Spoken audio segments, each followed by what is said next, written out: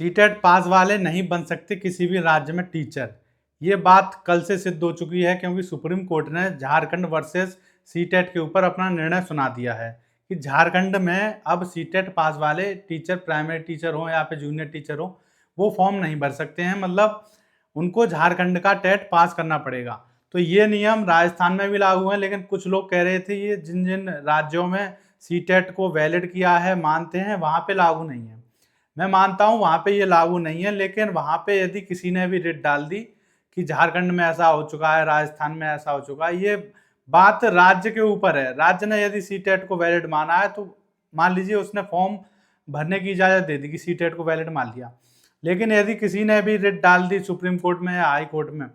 तो वहाँ पे यही निर्णय माना जाएगा सुप्रीम कोर्ट का कि जिस तरह राजस्थान में नहीं है और झारखंड में भी यही फैसला सुप्रीम कोर्ट ने सुनाया, तो सुप्रीम कोर्ट को ये फैसला उस राज्य में भी देना पड़ेगा जहाँ पे सीटेट अभी वैलिड है। तो जैसे TRE 4 है,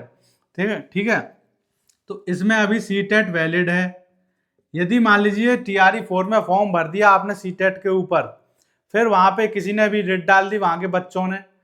तो जब रिट डालेंगे सुप्रीम कोर्ट में सुनवाई होगी, जब उसका जजमेंट आएगा तो वहाँ पे सीटेट को इनवैलिड कर दिया जाएगा और आपको बाहर होना पड़ेगा। इसीलिए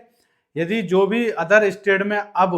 फॉर्म भरना चाहता है तो उस स्टेट का यदि वहाँ पे टेट हो रहा है तो उसको जरूर भरना चाहिए और उसको क्वालिफाई कर ले, पास कर ले, तभी वो वहाँ पे भरे। जैसे TRE 4 है, अब यदि बिहार का टेट होता है तो जो जो बच्चे सीटेट पास हैं प्राइमरी में, तो वो ये ना सोचें कि सीटेट वैलिड है बिहार में तो हम वहाँ का फॉर्म भर दें।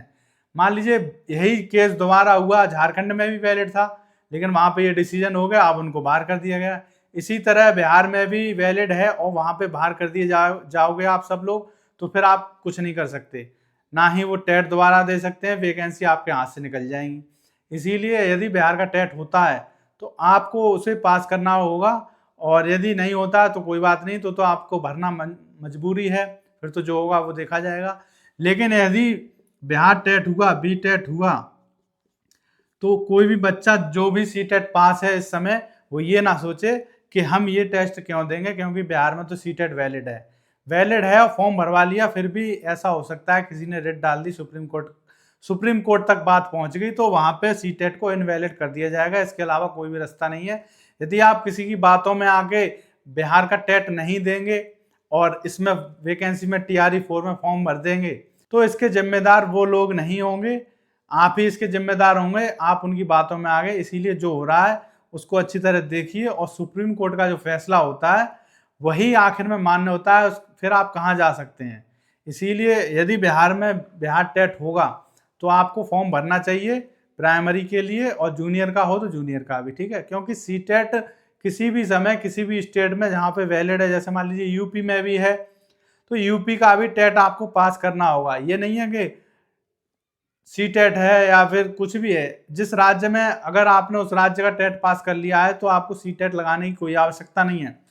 सीटेट का सर्टिफिकेट केवल आप केंद्र की भर्तियों में ही लगा सकते हैं, जैसे KVS है, ठीक है,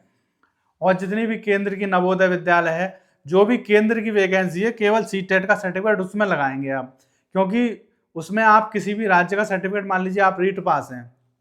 आप यूपी टेट पास हैं,